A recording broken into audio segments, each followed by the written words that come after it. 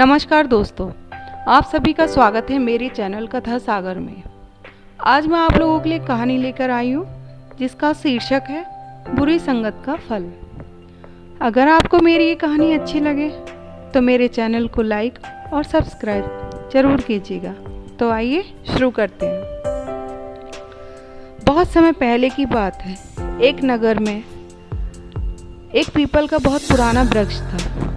उस वृक्ष पर एक कौवा और हंस रहते थे। पीपल का वृक्ष इतना घना था कि उसकी शीतल छाया में आते जाते यात्री विश्राम करते थे। एक दिन एक शिकारी उसी रास्ते से जा रहा था। गर्मियों का मौसम था।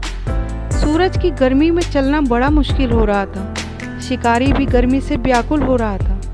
वह उसी पीपल के नीचे छाया में बैठ गया और अपना धनुष बाण रखकर वहीं लेट गया। शिकारी थका हुआ था। लेटते ही उसे गहरी नींद आ गई और वह सो गया।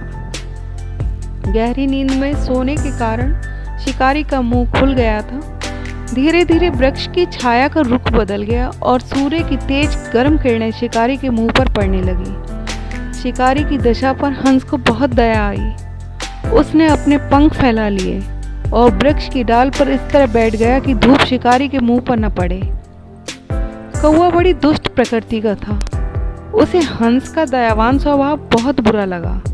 वह अपने स्थान से उड़ा और ठीक शिकारी के मुंह के ऊपर जाकर उसने बीट कर दी। फिर वह तुरंत वहां से उड़ गया, मगर हंस अपनी जगह बैठा रहा।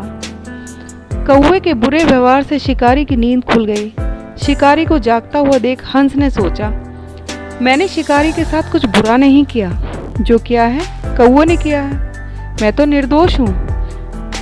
मैं तो इसकी सहायता ही कर रहा था। शिकारी मुझे क्यों कुछ कहेगा।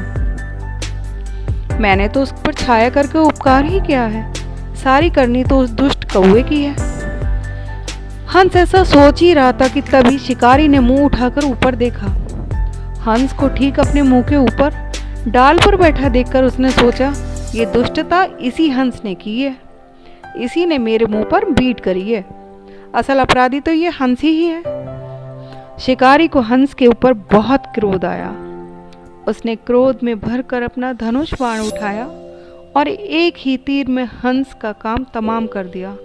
हंस तीर से घायल होकर पृथ्वी पर गिर पड़ा और मर गया।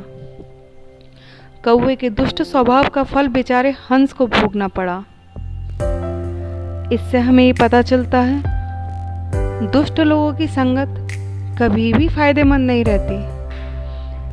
यदि वह हंस उस कौवे के साथ न रह रहा होता तो उस कौवे की करनी का फल उसे न भोगना पड़ता। इसीलिए हमें हमेशा बुरी संगत से बचकर रहना चाहिए। धन्यवाद।